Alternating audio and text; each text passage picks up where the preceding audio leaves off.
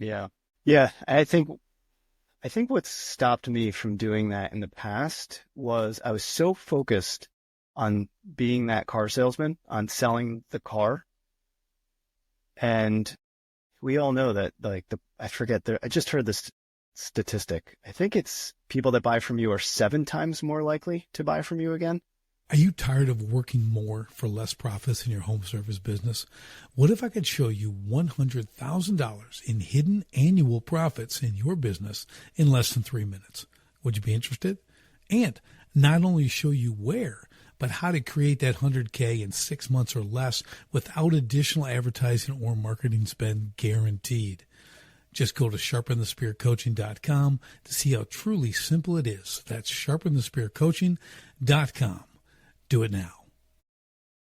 All right, welcome back to STS, Sharpen the Spear podcast with another incredible guest, Jay Melone. Oh, I love my guests. We have such a good time on these shows.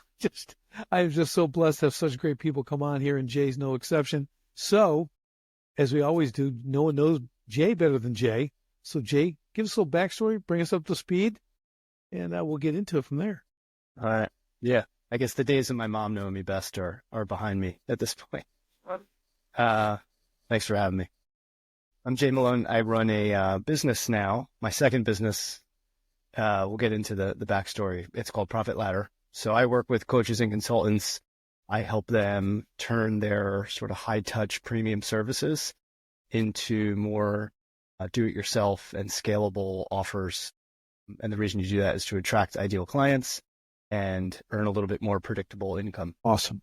Yeah, it's the coaching arena is a challenging one for most coaches online. I know I'm one, but a lot of them really struggle. You know what I mean? They get out there, they do great things. They're good coaches. It's just that reach, right? It's like how you do it. How do you leverage what you do as an individual, right? Isn't that kind of what you're showing them? Yeah. I think a lot of us build a business and I'll speak for myself. I launched my first business in 2010 and I thought it was just going to be open the doors and I do great work and clients are going to come flooding in. So I learned that being a great operator does not make you a great business owner, which requires a whole different set of skills. Correct. That is so true. I did the same thing. You think you work hard, you can do what you do really well, but it's all about how do people know that? How do you get in front of the right people, right? And then when you get going, how do you continue that wheel, if you will? How do you keep those customers coming in? How do you, and again, then it becomes a scaling issue from there, right? Like, how do I do more with a limited amount of time? Yeah. Yep. Yeah. And you're constantly bumping into a ceiling that you have and you're wondering, should I work longer days? Should I hire? And then the burnout starts to creep in because you're doing all the things all the time. Yeah. I think that whole hustle and grind culture thing for me, it's kind of a lie. You know what I mean? You can work as hard as you want, but there's still only so many hours in the day. And that's not really working smart. You know, it's really, what are you going to do with this time? You know, if I only gave you 8 hours a day and that's the only time you had to work and make as much as possible, would you just work harder? Yeah. It won't work, right? Yeah. And it's hard not to, especially, I mean, in this new era that we're into. I mean, I've been home with my business for 15 years now. So that I've gotten much better at separating work and personal. But a lot of people that are kind of like getting into building a business that aren't driving off to an office like 5, 10, 20 years ago. Yeah, those lines are super blurry. So you find yourself opening up your phone while sitting on the couch watching something with the family and you're scrolling LinkedIn, you're checking email, like, yeah, all the bad habits. Yeah, it's work from home is really difficult. You know what I've noticed too, Jay, now I've been reading a few articles. They're starting to rein everyone back in. Okay, well, post-COVID, so like it's time to come back to the office and I wondered this in the beginning, like I'd love to see the real data. Are they really more productive? They're at home. Are they getting more done? Because it can go like two ways. One, they're not. Bring them back. Another one is like, well, yeah, but they're actually getting everything done in like 2 days. Maybe we don't need them for 5 days a week. So that can be bad. Like maybe we'll just get rid of half of them because the other half can do all the work and bring them back up to 5 days, stuff like that. So it's interesting to see everyone pulling them back, reining in some perks and stuff like that. Because that home, I do it. I have 6 kids, raise them, right, trying to work from home, and I could get some work done, but without like real boundaries in that house, it's always a distraction. And it's not others I'm blaming. I'm saying that there's just too many other things to do. So you need to, for me, I'm a focus, do one thing at a time guy. I am not a multitasker, never been one.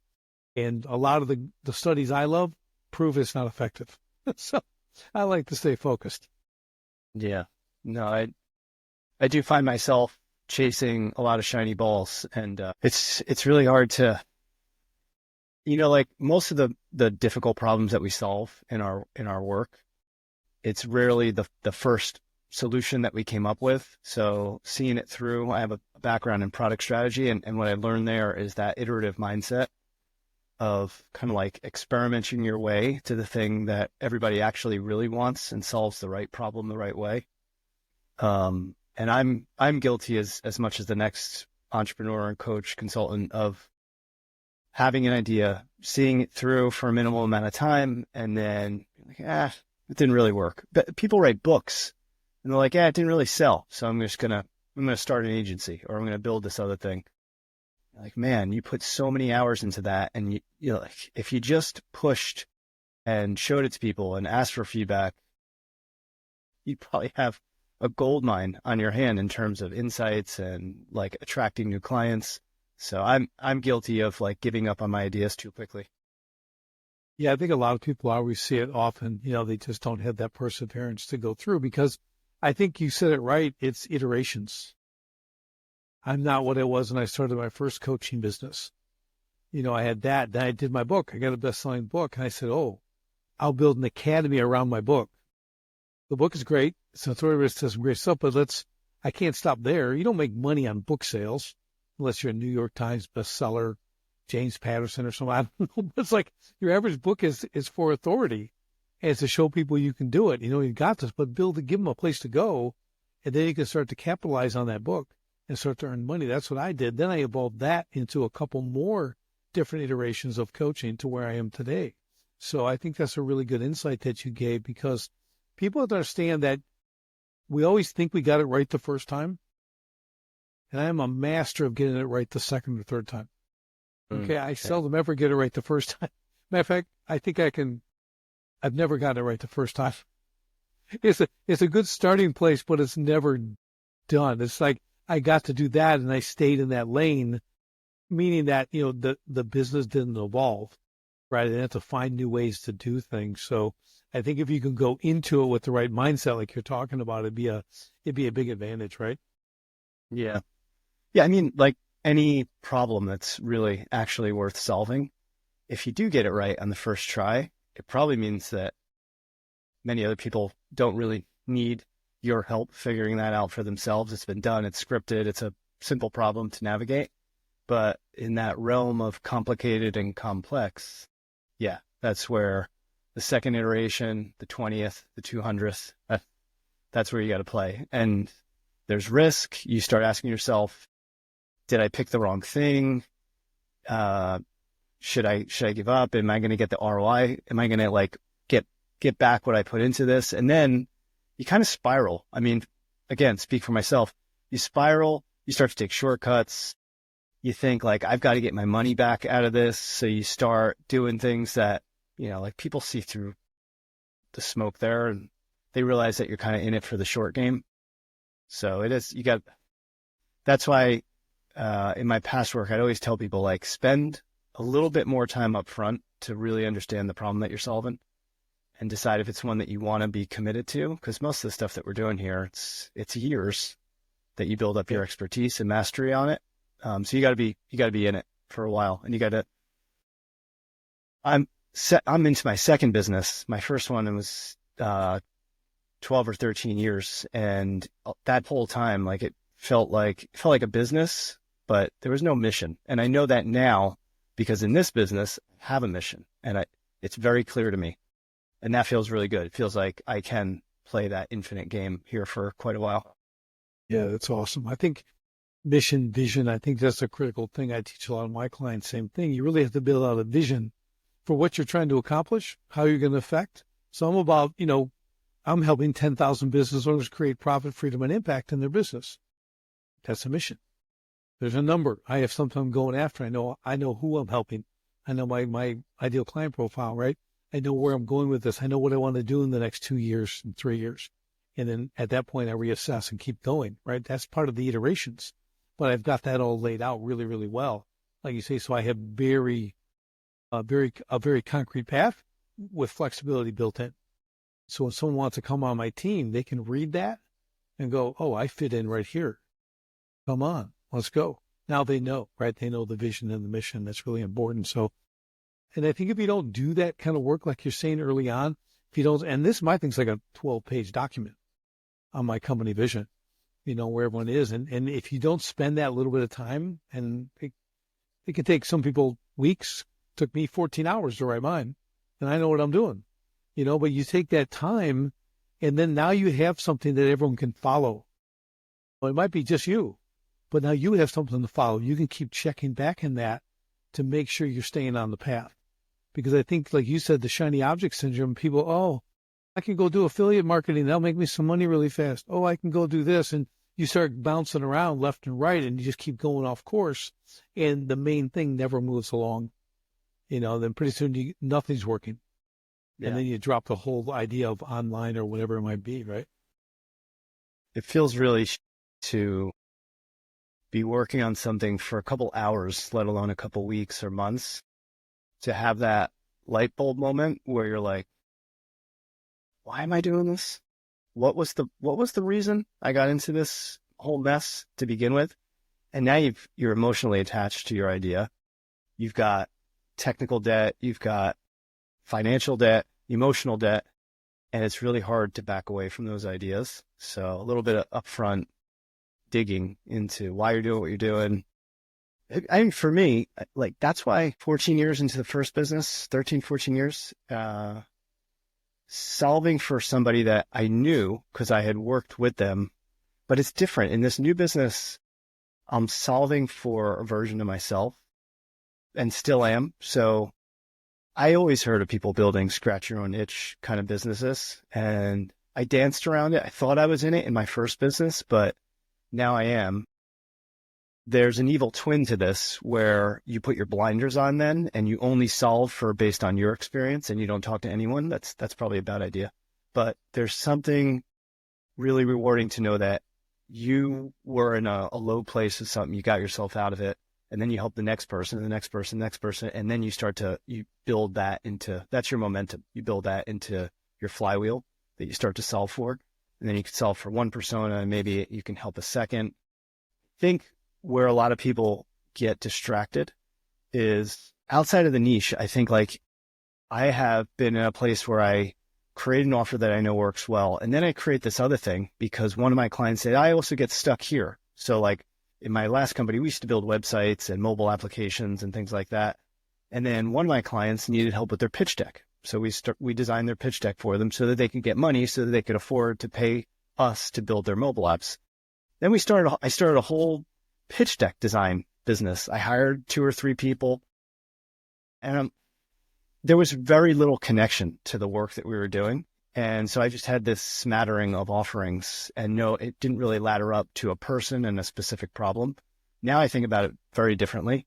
You can create multiple offers, but instead, what I like to do is like think about the same customer all along that entire journey that they get through. From the point where they're ready to hire you and they're like willing to depart with their money and they're sold, they want you're the guy or the gal, to maybe very early on where they're like, show me what this would look like. Let me try it for myself. Let me read about it. Let me educate and persuade myself. And you meet them all the way up that ladder until they're ready to hire you. But focus. Is key. Yeah, it's the whole wide net approach doesn't really work. I mean, maybe it works for Walmart. You know what I mean? But it doesn't work for me. I don't even like to go in that store. But I like that when you understand who you're serving. And like you said, you build this ladder. They call it the value ladder. You call it the profit ladder. Whatever that case is, how can I take one customer, and I call it LPV, lifetime profitable value. What's that customer worth over the time? 10 years, 5 years, 20 years, whatever that is. What can I deliver for them? What can they give me for what I'm going to deliver for them over that time? If it's a $5,000 product and then I'm done, well, I'm done. They have 5,000. They don't get anything else. They have to go somewhere else now. Well, we want them to stay with us.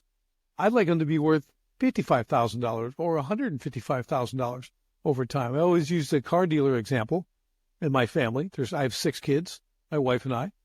My wife and I get new cars every 3 years, right? So we're buying those, and everything now is like 50 grand and up, right? So there's 100,000 every 3 years. I have 6 kids now who all drive.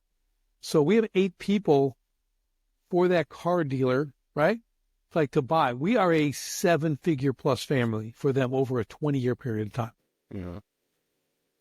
No car dealer treats anyone like that. They could care less. They don't build out this ladder, right? How do you take care of those people? I go anywhere and buy a car, but why don't they build it so that, like, I'm worth 7 figures plus to you, me and my family? If I tell my kids to go buy a car somewhere, guess what they're going to do? Buy that car there. You know what I mean? Because you take care of us. So our business is the same. I always like when people ask me, well, what's next? If I do this, then what? That's the question I like. Yeah, there's lots more. We go to year 2 and year 3, and I'll take you here. We'll do this, and we'll do this, right? That ladder you're talking about, I love it. And people, when they see that, it gives them hope. Because most people aren't looking for a quick fix. They may feel like they are, but they're really looking for some long-term sustainability in their business for coaching them and stuff, right? And if you've built that road for that particular individual, I think you're going to have massive success because you're so focused on one, they're willingly giving you, right? You're coaching them and they're paying for it. They're getting the results and they keep moving up that ladder. It's really good. Yeah. Yeah. I think what stopped me from doing that in the past was I was so focused on being that car salesman, on selling the car. And we all know that, like, I just heard this statistic. I think it's people that buy from you are 7 times more likely to buy from you again. I think that's true. And she just couldn't see it. I was like, well, I did this thing. I have this offer. I'm not going to go and create a whole nother thing to help them out because that feels like I'm keeping them, holding them hostage. And what I wasn't doing was paying close enough attention in that work. Where did they get stuck? What was like a very tangential pain point that they had during that thing that I could solve for. And then that could connect back to this project and this sort of like offer that I do. It's just being a better listener with a lot of the clients that I was already working with. And in that sense, you not only get like strong word of mouth and referrals, which I think a lot of business owners, a lot of coaches stop at when I ask them, where do you get your business?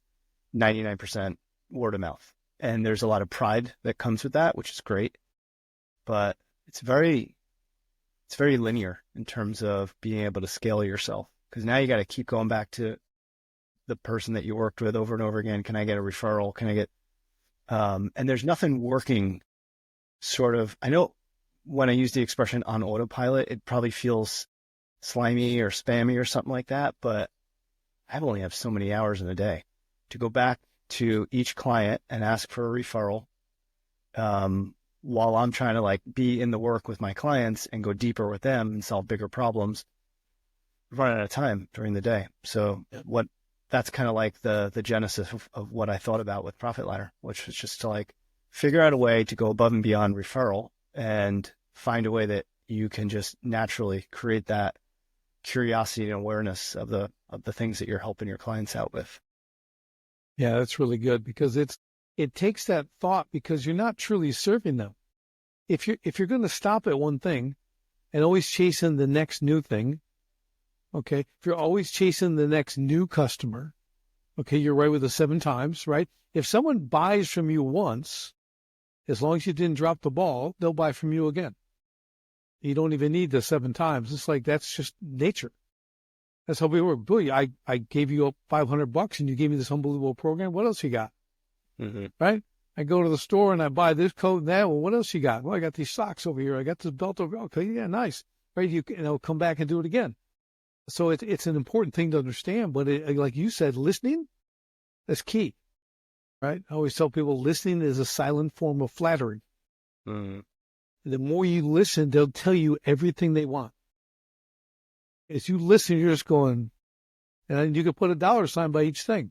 I'm just being real. Everything that you want, you write down what it is and you put a dollar sign by it. And you write down and put a dollar sign by it because they're telling you their problem that they need solved. No one has just one problem, especially if they're in business. There's constant things that are coming up. Nobody knows everything. I've been in business 35 years. I know a lot. I don't know everything. But if someone gives me a problem I haven't run into before, I love that because now I get to learn more. And I will fix it. I'll figure it out for them because I got the bandwidth for that. Right? They're running the business. I got the bandwidth to help them out, get it fixed, and keep them going. Right? And again, it's more income for me, but I'm also moving my client forward. That's what I think it is really trying to create that relationship with clients. My clients stay for years. We've done stuff for years. It's amazing to watch. You know, in the beginning, you wouldn't think, are we even going to get past 12 months? And we're in year 4. Now they've bought multiple businesses, and you're like, wow, this is pretty cool. You know, you went from about ready to quit to owning multiples, killing it with all the time you need. Yeah. So it's that long-term thinking. You know, really look at it as a chessboard. Right. And guys in our position, I think it's important we understand we got to be looking way ahead on the moves, right? Who was the guy that wrote that pretty long article called 1,000 True Fans? He like everything that you're talking about today, especially now. I mean, finding an experience and offer, whether you're going into a restaurant, buying a car, working with a coach, people that go above and beyond to serve at this point. It's like a needle in a haystack to find someone that actually pays attention to you, shows you that they're invested in your success. I mean, in that sense, especially with AI, it's easier than ever to just be a great service provider, like someone who really delivers a great experience. But this 1,000 True Fans, there's actually a woman, one of my first clients in my new business. She bought from me because she bought a toolkit from my last business 5 years ago, and she never forgot. She didn't even work with me live. It's just I poured everything into that toolkit and I helped her. And she had a job. She left that job. She started her own coaching business, and she remembered that experience I packaged into that thing. And when she saw this new thing I was working on, she's like, I got to know more. I want to hear about it. I have a feeling you can help me. That is super hard to replicate. And it was completely off my radar that where she had kind of drifted into. All my analytics and my metrics didn't compute. And then I was like, oh my God, Jen, you're from like my past life, my past business. That if you can bottle that and do that as a business owner, figure out how to do that. That's to my own horn because it completely caught me off guard. That I think is you're really rocking if you can figure that out. Yeah, I'm big on experience. So I work a lot of construction and trades guys. And I tell them all the time, I say, listen, you're a kitchen remodeler. I can give you 5 pictures of kitchens that have been remodeled, right? And they're all beautiful. They all look amazing. I said, okay, good. 5 different contractors. Let's go talk to the homeowner. Talk to the person. Well, I love your kitchen. It's beautiful. Yeah, well, tell me about it. Well, I'll tell you, I never do it again. That's usually the first thing they say because the experience was so horrible. Everything torn up, guys loud, music, not on time, no communication. There's a whole list of stuff, right? But then you get to that one where they'll say, it was probably the greatest experience I've ever had. And I've done a lot of remodeling. This is the homeowner saying this stuff. From the first call all the way through the last final punch. I mean, it's just amazing. They even brought in a chef and made the first meal for me and my friends in our new kitchen with waiters and everything. They just knocked out. It's unbelievable. Okay, do that and tell me they don't refer you, never forget you, have you build an entire house for them, right? It's that kind of thing. If you go to a world-class experience, and you can do it digitally or however you want to do it. That's what matters, right? Now, since I've been around a while, I remember back in the 80s, it was service at any price, didn't matter. All people wanted was the most incredible service. They'd pay anything. Everyone was outdoing each other in service. Then the 90s went to rock bottom prices. That's where you see all the box stores and all this other stuff. And it's all about the Walmarts and all bottom dollar. No one cared about service anymore. Now you were a little tiny thing.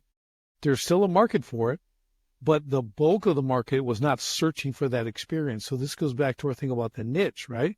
Understanding the client. The clients didn't go away. There's just less of them, right? Because a lot of them started looking for that money because no one was driving the value of their products anymore. They were competing on price, right? Which is, that's all a race to the bottom. So, to your point, bringing value to what you do, that high level of value, that high level of service, and it doesn't matter if it's a digital product or if it's, I'm building someone's kitchen. It doesn't matter. Okay. They need to be treated equally because they all have an experience. I have a supplement company I buy from because they give me the greatest experience ever. And their product is awesome, but they have it all tied together. It's not a great product with no goods. It's everything. It's the whole package. I mean, their product's great, but it's the service and they weren't doing what they do from a customer service standpoint. Promotion I could take it or leave it. But since they're so dialed in, I am one of those raving fans. I love it. So it's it's a real important point. Yeah. Actually, you reminded me, I hired Ned Stevens when I first bought this house, because I need my gutters cleaned and I'm afraid of heights. So somebody's got to do it besides me. And the guys came, they left the wet bags of leaves on the driveway or on the edge of the driveway. And then I got more or less harassed for the next 3 weeks with upgrading into their quarterly, leaf cleaning package. It's like the first experience sucked. And right. Now you're harassing me. Like, why would I go into that? So I don't know, service and experience. Yeah. And so that's where I've also made another mistake. So the way that I kind of think about business building, what you and I have been talking about is I actually start, with my highest end offer that I currently offer. And I work my way backward because what happens is that thing that I sell, whether it's a $5,000 thing or a $50,000 thing, there's a lot of education and convincing and persuading that if someone has to go through, I don't want to be the person doing that. And I recommend that you don't spend your time persuading. If you are, you haven't taken them up that ladder, or you're trying to solve for the wrong person. You have the wrong person in your funnel. So I start with that highest end offer, and then I step my way back so that I'm making it simpler and more sort of like do it yourself, self-paced, inform yourself of how my process works. And each step down, what I don't do and what I've done as a mistake in the past is I would start to take value out of that. And I say well, if this thing is $5,000 and I'm giving them a course to do it themselves or a set of templates, or I packaged up all of these worksheets and content and, have at it, do it yourself. I would pull a chapter out or a tool out or a resource out. And the person that's using that thing, that is their sole experience. And that's what I'm being judged upon. So no, of course they're not going to upgrade or they're not going to continue. And they're certainly not going to tell their friends about their experience. So now when I think about it, I try to think about it in isolation. If I were using this, to quote Mr. Hormozy, what would make this offer feel so good and so valuable that someone would feel stupid saying no to it? And to the point where I want it to be so good that I don't want to have to convince them to upgrade. And I'm not going to have any sort of tricky clicks to upgrade or any of that. I want it to be so good that you decide for yourself. And I can't tell you how many times in my first business that those free offers and lead magnets and tripwires and all the other stupid ideas that I had it was worse that I had created them than if I didn't do anything whatsoever. It was just bad press and it was not good. Yeah, that is great insight because you have to everything has to drive value. Because if everything I give you is incredible, why wouldn't you get the next thing? But if all of a sudden the second thing or the third thing is lacking, it's like you ran out of gas and you left me on the third stair. I can't go down, I can't go up, so all I can do is get off. So it's like, this was a really good point, Jay, because if you don't, you just package them individually. But know that I love that you reverse engineer it, because that's really, really smart. Stop it. Like, I want to do a retreat with this and this and this and this and all this. Like, yeah, they're going to drop 75,000 with me on this, and then work your way backwards, knowing that that's the end goal. But so there's 70. I'm just throwing numbers out. There's 75,000 on the top, but there's another 45 on the way up.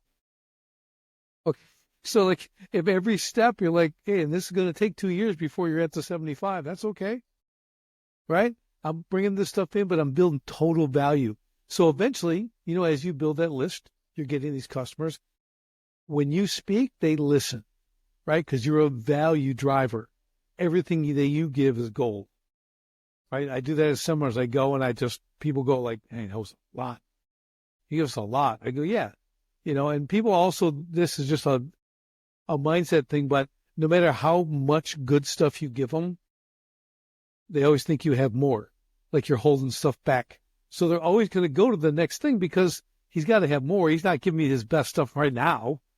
And you're like, hey, you just keep giving them great stuff, right? So it works for you. And it's not a trick. It's just that's how people think. Like if I buy a Ferrari, well, they've got a better Ferrari.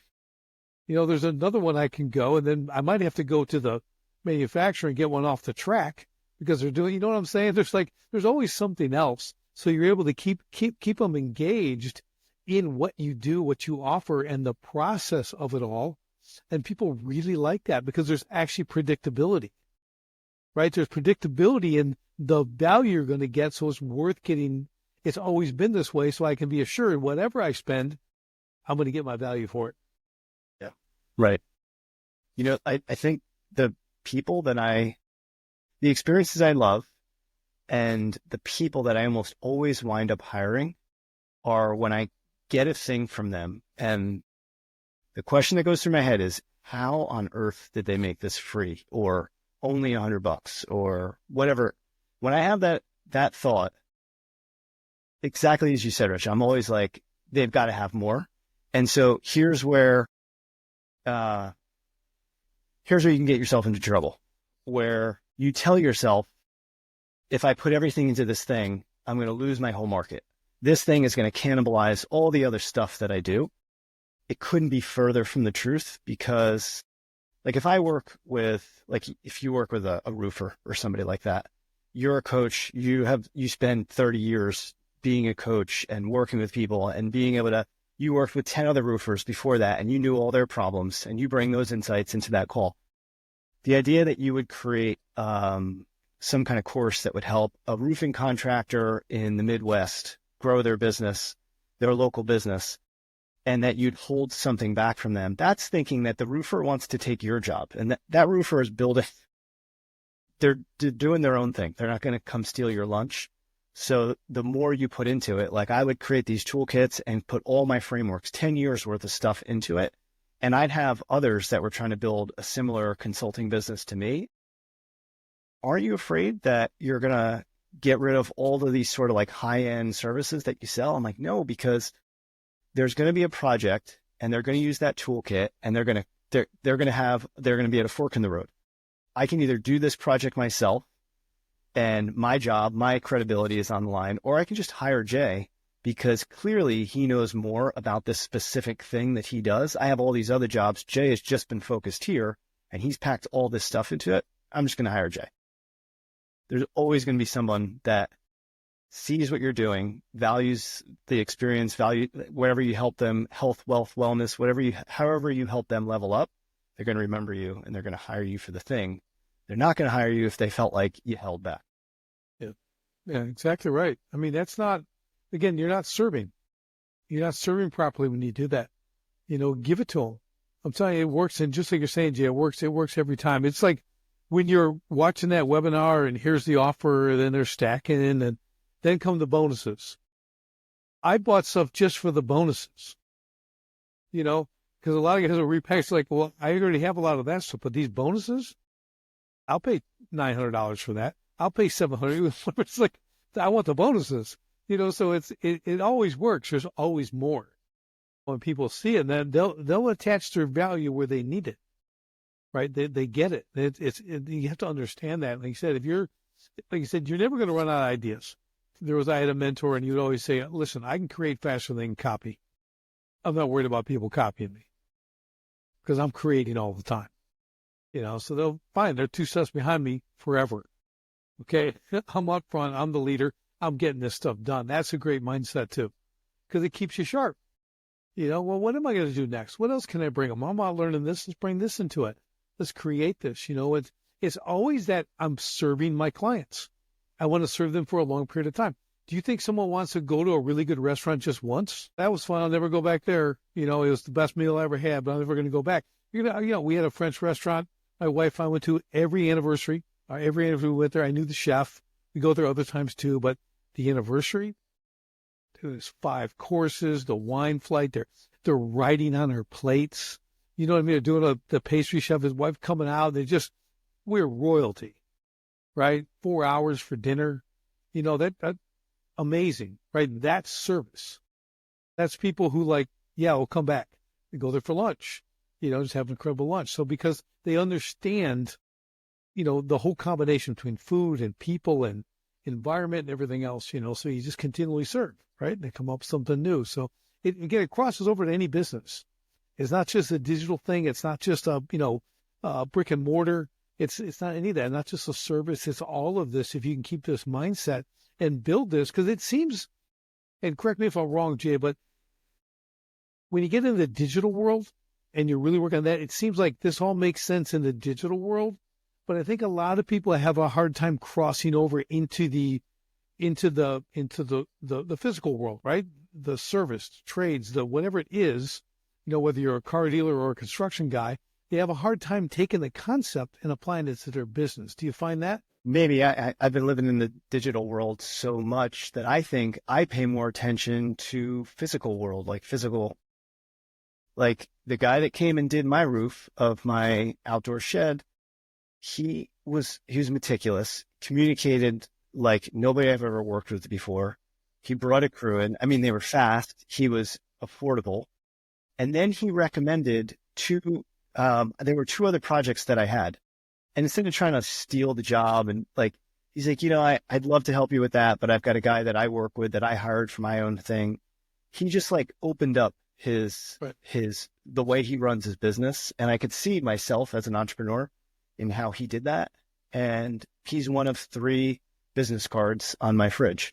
And even when I don't need a roof, I want to get the front face of my house redone with some stones or something like this. And the guy that does that for me, he was the shitty car salesman. He just wanted to win that big bid for me.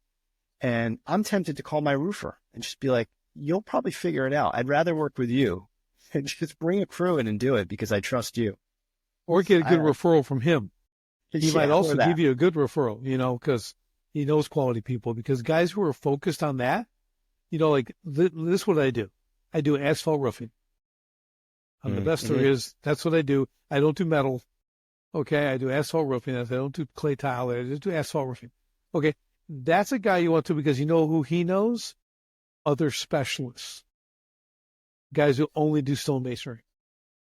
Okay. That's the guy. This guy does that. He's the best there is. If you want a great experience, blah, blah, he's going to give you that. That's the guy you want to get a recommendation from. So when you become that person who's laser focused on the ideal clients, had this whole thing, you're someone whose now recommendation is of high value because you understand if you're referring someone, if Jay is referring John, the stonemason, to Richard, Jay's name's at risk. Okay? Because if the stonemason's a turd, okay, I might be upset, but every time I see you, I'll be hating on you. Why'd you give me that clown? Right? We're getting together to have dinner with our wives and stuff, and I'm thinking, why'd you give me that guy? he was awful, right? So we understand referral, whose name's at risk. So it's a big deal. And when you're in business, you have to think about that when everyone wants a review, because a review is basically a word of mouth, right? Getting a 5-star. But a raving fan who's going to say, no, you're doing asphalt roof, you got to call Richard. He is the man. You're making a mistake if you don't trust me. I've been through it. Okay, that is worth its weight in gold. And so be able to understand that's all part of our process. That's what you're building. And this is where you got to take that thought, kind of go to that 10,000-foot view and think about how you affect others, right? A referral does a lot for your business. You telling someone else, giving someone else's name, like your roofer did, okay, that builds his business. See how you trusted him? You want him to come into your stone, even though he's a roofer, okay, because of his willingness to say, I do this, and there you go, right? So that's a big takeaway for everyone. Really think that way, because business is more than the next sale. Yes. When you're building something that's sustainable, yeah. And that's another lesson that I'm 15 years in and I'm still learning, which is to surround myself with partners. I think I will say that I think, guys, we don't want to ask for directions when we're 300 yards into the woods and completely lost. And I've kind of built my first business with that mindset. I could figure it out. I could muscle my way through it. I don't need partners. I don't need this. I don't need that. And now I'm doing it the complete opposite way. So I'm surrounding myself with marketers and people who build courses and people who build sales pipelines. And I'm staying entirely in my lane. I help service-based businesses create productized offers that attract clients and bring in predictable revenue. Because I'm so focused on that niche and so specialized, it's very easy for people to remember exactly what I do. The productized services guy. I want people to be like, you're building a digital offer, talk to Jay. And then I want to work with the email marketer, the sales copywriter, the ghostwriter. Like, I want people that are specifically building those things. The people that build those sort of kitchen sink agencies, or the roofer that's doing the stonework, that's also doing, like putting in mailboxes. It's hard to remember. What do you actually do again? I can't remember. It's hard to refer those people. Exactly. I think it's so important to get this, because that it's really understanding that when you're going to compress time, that focus on one thing, and then that you built that, you're compressing time in any project. If you come for you and hey, I need a marketer, you get that person, they come on board, they're going to do it the fastest and they're going to do it the best. You may be able to get it done. It'll take twice as long, you work twice as hard for the same amount, right? So great focus enables you to get great partners, because you're not stepping on each other's toes and you understand each other's boundaries, their lanes. And I think that's where you can excel. And that's where you can leverage your time, right? Because you don't have these silly distractions that are, so when you build specificity into your business like that, that's when you start to gain traction. That's when you're working with people who appreciate you. Okay, that's another key point. That's when we call ideal client, they like us. That's like I have a contractor I work with, and he'd tell the people this, they're going to do all this. He's got the great experience. He goes, and when we get done, we'll still like each other. It's like his close line. It's great. It's awesome. He's from South Carolina. He's got the accent. It's just hear that he goes, and when we get done, we'll still like each other. Like he knows, right? He knows how those things end up. Yeah, you get the great kitchen, but they never want to see you again. Okay, they don't want to talk with you. They're just going to make eggs in the morning on their new stove or whatever. You know what I mean? So that's a great one, man. That's really good. I love it. Good stuff, Jay. This has really been good stuff. Any final words here in your realm? Anything any advice you want to share? Anything like that? Final thoughts? I really like how we've been talking about specializing. I need that reminder over and over again to stay focused. When I started this business, I was like, I want to help service-based business owners, consultants, and coaches. And then I spent some time on social media, and I had an audience of people that were in, had full-time jobs, building side hustles, and I got distracted. And I started trying to solve for them and this one and that one, but they use different words. They might have the same problems, but they talk about them differently. the stories I bring to those conversations, whether it's in the work or selling the work, are different. And so focusing on that niche and that problem that I solve with a very specific offer has been, it's also like, it feels very calm to wake up and know exactly what I'm doing. There's very few variables that I have to constantly sort of iterate. I have it right. I have to change this, fix that. I just know my mission and I'm just focused on it. I'm not going to figure it all out and make 7 figures overnight, but all signs point to I'm doing the right thing. And I'm just continue to iterate my way there. It's the road to mastery. It's the perfecting the backhand again and again and again. There's only so many things you do. Roofing, there's like 7 parts to the roof. I know how they all work. I master it. I know exactly what I do. I know exactly what I'm looking for every single time I get on a roof. I get it, right? That mastery, that's what it's about. Because you get so good in 1 year, 2 years, 3 years of focus on just that lane, just like you're saying, that's why you become the guy, the go-to. Because they know exactly what they're getting and you know exactly what you're delivering. That makes a great relationship. Good stuff, man. Awesome. Well, hey, Jay, how can people get in touch with you? How can they follow you? They want to talk to you about getting courses done or whatever you do. How do they do that? Profitladder.net. Speaking of which, I share a weekly deep dive on ideas and strategies and tips so you can educate yourself and get going on your own. Good stuff. Because always good to do a little research. He's giving you great stuff. And as you know, we just talked about how good it's going to be. It's not going to be some halfway product. So whatever Jay's giving you, it's going to be awesome by itself. So you know that for sure because we just spent 45 minutes talking about it. It's been awesome. Jay, thank you for the time today. I really appreciate you coming on. It's been fantastic. And for everyone listening, we will see you on the next one. And don't forget, revenue feeds the ego, profit feeds the family. So if you want to see how I can show you at least $100,000 in hidden annual profits in less than 3 minutes, and not only show you where, but how to create that 100K in 6 months or less without additional advertising or marketing spend, guaranteed, just go to sharpenthespiritcoaching.com. See how truly simple it is. That's sharpenthespiritcoaching.com. Do it now.